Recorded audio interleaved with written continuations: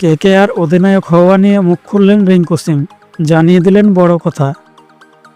আসন্ন আইপিএল মরশুমে কলকাতা নাইট রাইডার্সের অধিনায়ক হওয়ার যে প্লেয়াররা রয়েছে তার মধ্যে ওপরের সারিতে নাম রয়েছে রিঙ্কু সিংয়ের। তরুণ তারকাকে কেকেআর নেতৃত্বে দেখতে চাইছেন অনেকেই। আইপিএলের আগে ঘরোয়া ক্রিকেটে বিজয় হাজারি ট্রফিতে উত্তরপ্রদেশের নেতৃত্ব দায়িত্ব পেয়েছে রিঙ্কু সিং। তারপর থেকে রিঙ্কু কেকেআর অধিনায়ক হওয়ার জল্পনা আরও বেড়ে গিয়েছে। এবার কেকেআরের অধিনায়ক হওয়ার প্রসঙ্গ নিয়ে মুখ খুললেন রিঙ্কু সিং নিজেই। এই সাক্ষাৎকারে রিঙ্কু সিং জানিয়েছেন, আমি নতুন আইপিএল মরশুমে কেকেআরের অধিনায়কত্ব নিয়ে বেশি খুব ভাবছি না। আমি উত্তরপ্রদেশের জন্য পরিকল্পনার দিকে মনোনিবেশ করছি। এছাড়া আসন্ন বিজয় হাজারে ট্রফিতে দলকে চ্যাম্পিয়ন করা ও নিজে পারফর্ম করাই প্রধান লক্ষ্য বলে জানিয়েছেন রিঙ্কু সিং।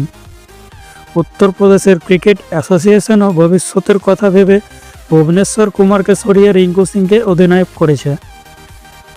প্রসঙ্গত, এর আগে অধিনায়কত্ব করার অভিজ্ঞতা রয়েছে রিঙ্কু সিংয়ের। ইউপি টি-20 লিগে বিরাট দলকে চ্যাম্পিয়ন করেছেন রিঙ্কু। এবার দেখার কেকেআর আসন্ন মরশুমে রিঙ্কুকে বড় দায়িত্ব দেয় কি না। রিঙ্কু জানিয়েছেন, ইউপি টি-20 লিগে আমার জন্য একটি বড় সুযোগ ছিল এবং আমি খুশি যে আমি রেজাল্ট দিতে পেরেছি। আমি সত্যি অধিনায়কত্ব উপভোগ করেছি, কারণ এটি আমাকে অনেক কিছু শিখিয়েছে। এবার নতুন চ্যালেঞ্জ নিতে তৈরি। আপনাদের কি মনে হয়, কলকাতার ক্যাপ্টেন কে হবে, রিঙ্কু সিং নাকি অন্য কেউ? কমেন্ট বক্সে অবশ্যই জানাবেন। ধন্যবাদ।